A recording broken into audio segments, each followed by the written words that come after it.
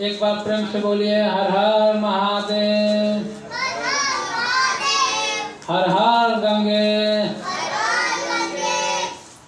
देखिए, आज हम जो माघ पूर्णिमा है, माघ पूर्णिमा के दिन वैदिक परंपरा में ये नियम है कि हमें गंगा स्नान करते हैं और गंगा स्नान करके शिव का दर्शन करते हैं, ठीक है ना। तो गंगा स्नान जो हम करते हैं उसका महात्मा यह है कि हम तन और मन स्वस्थ करते हैं, ठीक है ना। क्योंकि आज हम इसी विषय पे चर्चा करेंगे। शिव पार्वती संवाद में ये बात आया है।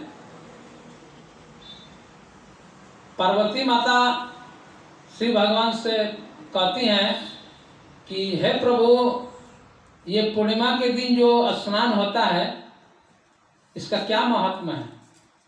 तो शंकर जी समझाते हैं कि हे देवी, पहले मैं तुमको वह कथा सुनाता हूँ जिससे तुम्हारा मन साफ हो जाए और कुछ बातें समझ में आ जाए। कहते हैं कि पहले तो हम थोड़ा उस महामंत्र का जाप कर लेते हैं जिससे मानव का कल्याण होता है। तो हम लोग भी शंकर जी के बताए हुए मार्ग पे चल रहे हैं, तो हम भी थोड़ा राम नाम का जप कर लेते हैं, ठीक है ना। ताली बजा करके, है ना, एकदम प्रेम से श्रद्धा से गाना है, ठीक है ना। अरे मंगल भवाना अमंगल हारी, द्रवहु सुदशरथ अजर बिहारी। राम सिया राम जय जय राम। राम सिया राम जय जय राम। हो मंगल भवनाया मंगल हारी,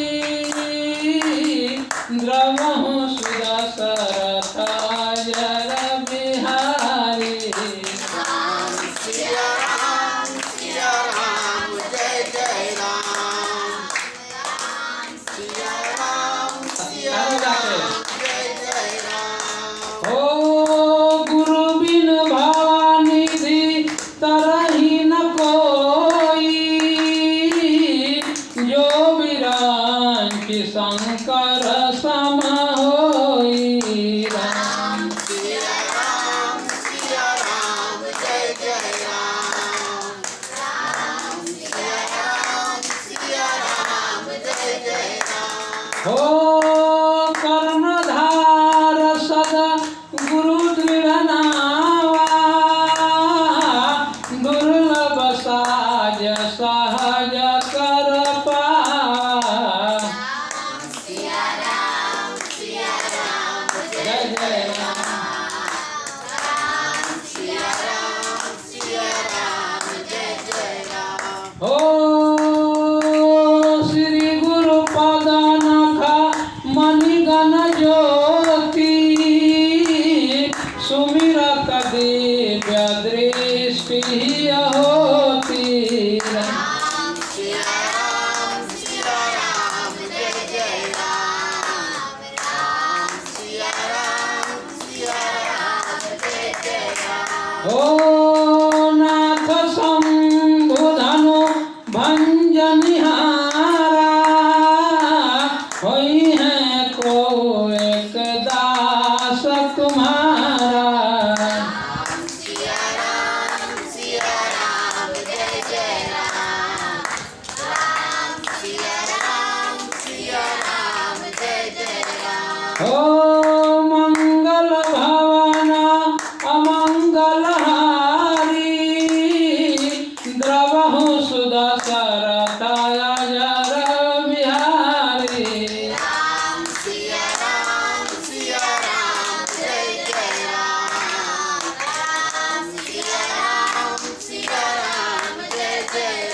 एक बार प्रेम से बोलिए सीताराम की जय। महादेव जगतपति शंभु की।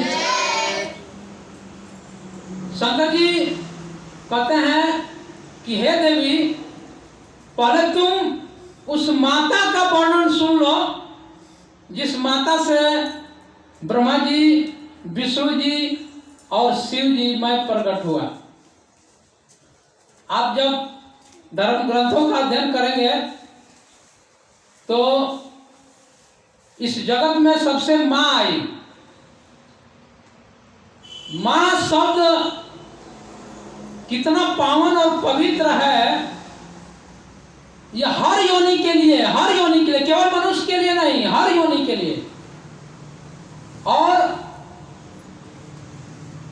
इस धरती पे जितनी भी योनियां हैं, आज बहुत तरह के लोग हैं जो धर्म के नाम पर बहुत तरह के वाद अपवाद फैला चुके हैं और फैला रहे हैं।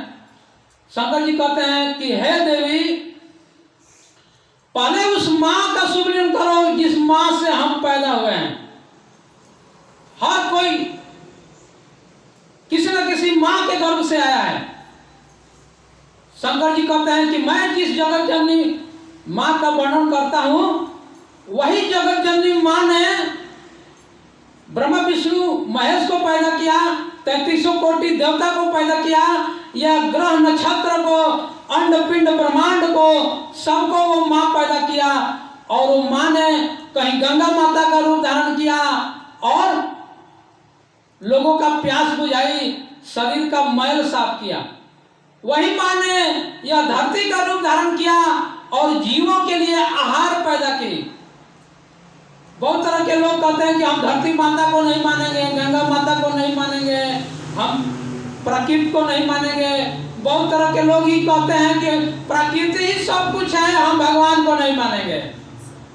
समाज में आप जब अध्ययन करेंगे तो देखिए बहुत तरह के लोग हैं जो कहते हैं कि हम भगवान को नहीं मानेंगे। भगवान का मतलब क्या होता है? भगवान का मतलब कुछ नहीं होता है, जो कुछ है वो प्रकृति है। कुछ लोग कहते हैं कि प्रकृति का मतलब कुछ नहीं होता है, जो कुछ है वो ईश्वर है, वो मालिक है, वो परमात्मा है। आदि गुरु शंकर भगवान कहते हैं कि जो आदमी यह कहता है कि प्रकृति नहीं है, उसको पूछना कि तुम किस माँ से पैदा हुए हो, जो कहते हो कि हम प्रकृति को नहीं मानेंगे। शंकर जी कहते हैं कि जो जगत जननी जगदम्बा सारे सगुण सकार को बनाई है, पैदा की है, वह माँ ही बता सकती है कि हम सबका पिता कौन है। देखिए ध्यान से समझिएगा, आज भी लौकिक जगत में भी मैं कहता हूं कि ऐसा कोई न तो विज्ञान है, ऐसा न तो कोई आदमी है जो साबित कर दे कि आप किस माँ के पुत्र हो। वह माँ ही बता सकती है कि तुम किस पिता के पुत्र हो। माँ के पास प्रमाण है कि वह जो पुत्र पैदा की है, वो पुत्र का पिता कौन है। शंकर जी कहते हैं कि वो माँ जो जगत जननी माँ है, वह सबसे पहले ब्रह्मा जी को पैदा की। ब्रह्मा जी से बोली कि मुझे सृष्टि की रचना करना है। ब्रह्मा जी बोले मुझ में वो सामर्थ्य नहीं है। ध्यान से सुनिएगा, इच्छा तो है लेकिन मुझ में सामर्थ्य नहीं दिखाई दे रहा है। हे माता, हम असमर्थ हैं, हम सृष्टि कर नहीं सकते हैं। ऐसा कथा में है, कथा के माध्यम से हम बात आपको बता रहे हैं, लेकिन इसमें पूर्ण विज्ञान है। जब आप ध्यान से कथा को सुनेंगे, श्रवण करेंगे, तो ये विज्ञान से थोड़ा भी अलग नहीं है। फिर वो माँ उनको माँ मतलब कहते हैं कि जब तुम सृष्टि नहीं करते हो तो तुम्हारा जीना बेकार है। बात ध्यान से समझिएगा। अगर हम लोग धर्म का काम नहीं कर सकते हैं, अगर हम किसी का मंगल कल्याण नहीं कर सकते हैं, तो हमारा जीना बेकार है। सृष्टि की रचना में फिर वो विष्णु जी को पैदा करती हैं। तो विष्णु जी को पैदा करने में पहले ब्रह्मा जी को पैदा करती है। उसमें इच्छा शक्ति रहता है लेकिन बल शक्ति नहीं रहता है। तो माँ को कहा गया ना कि माँ जो होती है ना वो 3 आंख वाली होती है। जो आदिशक्ति जगत जननी माँ है वो 3 आंख वाली थी। जो तीसरा नेत्र शंकर जी को सृष्टि करने के लिए देती है, कथा में है और संत मत में भी इसको लोग कहते सुनते हैं। तो माँ ने देखिए इच्छा शक्ति ब्रह्मा जी में था, बल शक्ति नहीं था, इसलिए विष्णु जी को पैदा किया गया। आज हम इसको थोड़ा लौकिक बात समझ लेते हैं। हमारे अंदर अगर कोई भी काम करने का अगर इच्छा है, अब बल नहीं है तो हम वो काम करते हैं, नहीं करते हैं। इसीलिए विष्णु जी की उन्होंने रचना की बल, क्योंकि बल से ही हम जीवन यापन करते हैं। वो उन्होंने पहले अपना इच्छा शक्ति को ब्रह्मा जी से, फिर बल शक्ति, उनको आदि शक्ति जगत जननी जगदम्बा न कहा जाता है जी। तो फिर बल के रूप में विष्णु जी को पैदा किया। इच्छा शक्ति हो गया, बल शक्ति हो गया। अब बल शक्ति से कहती है कि सृष्टि करना है मेरे साथ। वो कहते हैं कि हे माँ, मैं जहां तक तुम्हारा मैं अंश हूं और तुमसे पैदा हुआ हूं, तो मैं ये देख रहा हूं कि मेरे में इच्छा शक्ति भी है, बल शक्ति भी है, लेकिन मेरे में ज्ञान शक्ति नहीं है। बात समझ में आ रहा ना? इसी को संत लोग क्रिया शक्ति, इच्छा शक्ति, ज्ञान शक्ति, ये 3 शक्ति कहते हैं कि वो माँ ने पैदा किया। उनके अंदर बल था लेकिन ज्ञान नहीं था। तब कहते हैं कि जब तुम सृष्टि कर ही नहीं सकते तो तुमको भी जीना जरूरी नहीं है, तुम भी मर जाओ। उनको भी मार डालते हैं। अब कथा कहता है कि तीसरा बार उन्होंने शंकर जी को पैदा किया।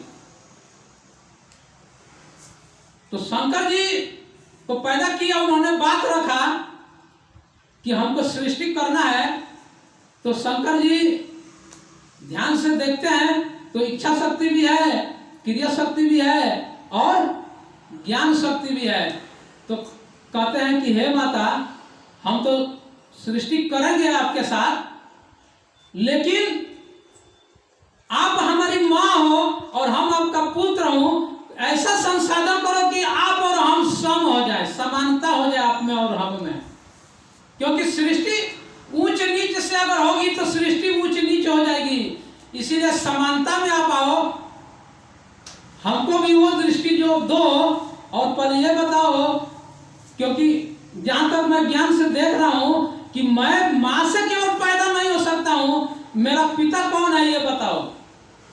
बात समझ में आ रहा है ना? तो वो तीसरा कहती है कि तब तुमको मैं वो भी ज्ञान देती हूँ, जो मेरा जो स्वामी है, जो मेरा पति है, जो अकथनीय है, जो अलौकिक है, जिसको ध्यान शक्ति से उसको जाना जाता है। हमारे योग में सबसे पहला स्थान ध्यान शक्ति को दिया जाता है। एक तो देखिए, एक तो है क्रिया शक्ति, एक है इच्छा शक्ति, एक है ज्ञान शक्ति। अगर ये तीनों शक्ति रहते हुए भी हम कभी कभी ऐसा काम करते हैं जो ध्यान भटक जाता है तो काम गड़बड़ हो जाता है। बात समझ में आ रहा है ना?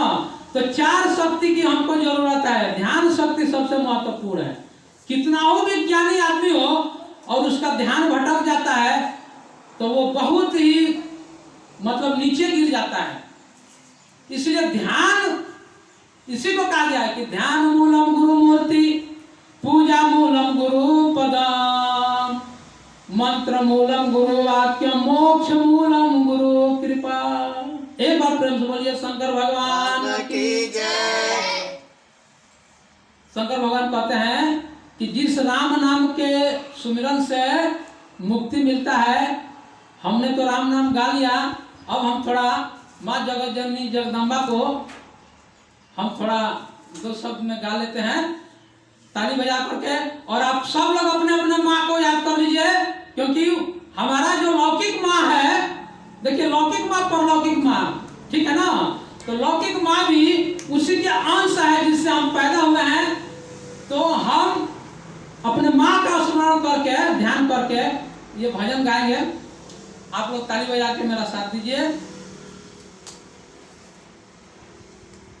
जगत जननी जगदम्बा की सज गई दरबार। जगत जननी जगदम्बा की सज गई दरबार। जगत जननी जगदम्बा की सज गई दरबार। जगत जननी जगदम्बा की सज गई दरबार। माँ तुम्हारे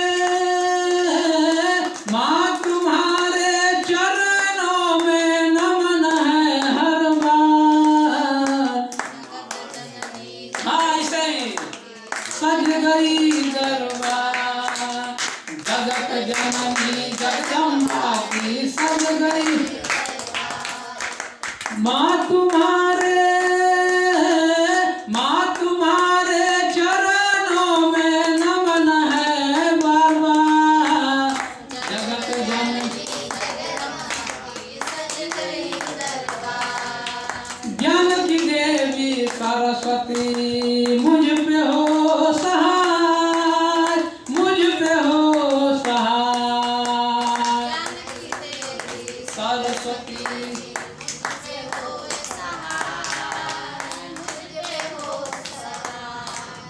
धन की देवी लक्ष्मी जी मुझ पे हो सहाय। मुझ पे हो सहाय।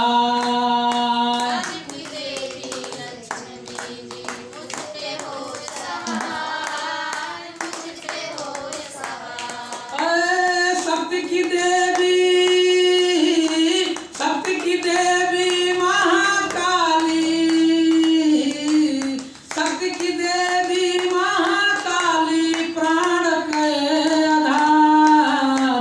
जगत जननी जगदम्बा की सज गई दरबार। जगत जननी जगदम्बा की सज गई दरबार। जगत जननी है ब्रह्मा विष्णु और महेशा माँ के सेवादार।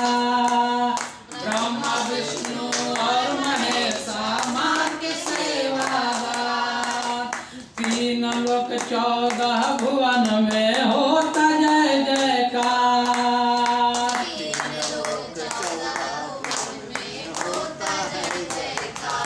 है ब्रह्मा विष्णु और महेशा माँ का सेवादार। 3 लोक 14 भुवन में होता जय जयकार। माँ तेरे बिन सुना मेरा जीवन और संसार। जगत जननी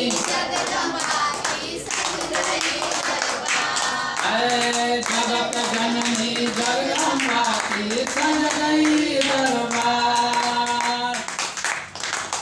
बोलिए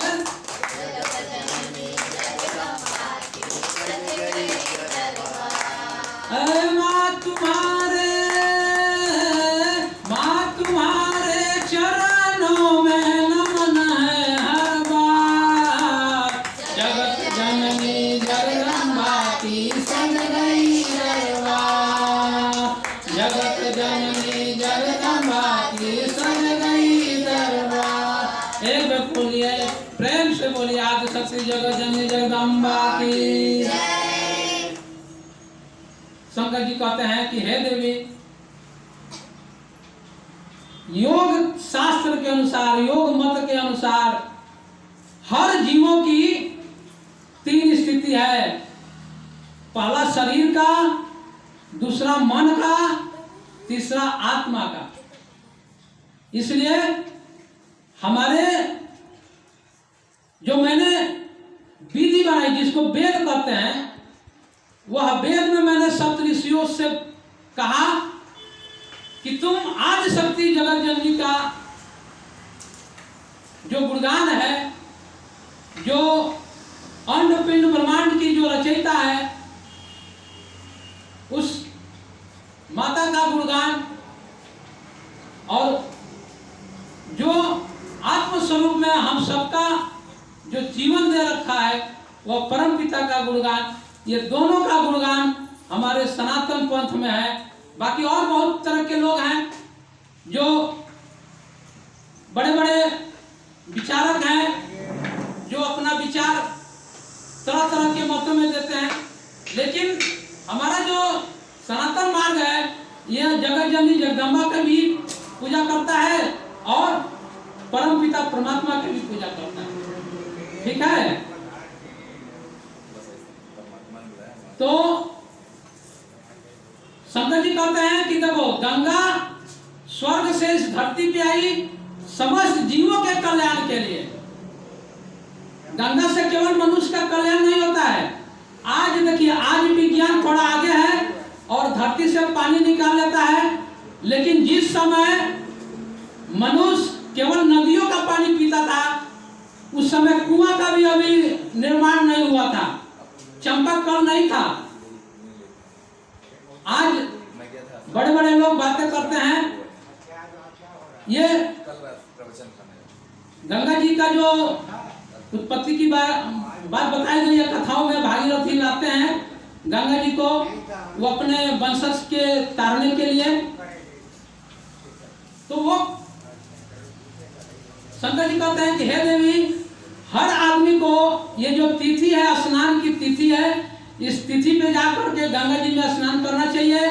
गंगा जी में स्नान करने से ये कुछ लोग कहते हैं कि आत्मा शुद्ध नहीं होता है। आत्मा तो परम शुद्ध है, उसको शुद्ध करने की जरूरत नहीं है, हमको तन और मन शुद्ध करना है। तो तन और मन शुद्ध करने का जो भी प्रयोजन बनाए गए हैं वेद के अनुसार उसको अपना विधि समझ के करना चाहिए और उस मार्ग पे चलना चाहिए। और इस मार्ग पे चल करके अपना दैनिक जीवन जो है, हम जो रोजी रोटी करते हैं, बात समझ में आ रहा है ना? कथा सुनने का जो अर्थ होता है, हमारे पुराण हमारे वेद क्यों बताए गए, उसमें कथा क्यों दर्शाया गया? क्योंकि वो कथा एक सार है, एक पद्धति है, एक विधि है जिसमें हम चलेंगे तो हमारा जीवन सुखमय होगा, शांतिमय होगा, आनंदमय होगा। बात समझ में आ रहा है ना? तो हमको तो सबसे पहले शरीर का स्वास्थ्य की जरूरत है।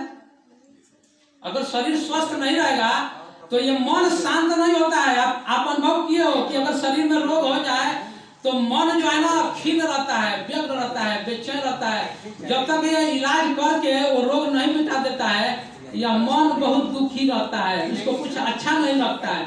हर आदमी को कुछ ना कुछ रोग हुआ होगा, समझ में आ रहा है ना? तो कहते हैं कि देखो, तन का रोग मिटाने के लिए, मन का रोग मिटाने के लिए धर्म से बड़ा, अध्यात्म से बड़ा और शिव योग साधना से बड़ा और दूसरा कोई मार्ग नहीं है। कुछ रोग हैं जो डॉक्टर के पास जाने से मिट जाता है, ठीक है ना, लेकिन जो मन का जो रोग है जिसमें बहुत कई जन्मों के रोग उसमें छुपे हुए रहते हैं मन के अंदर, जो किसी डॉक्टर के और ये शुक्राणु परमाणु अणु से वो नहीं जाते हैं।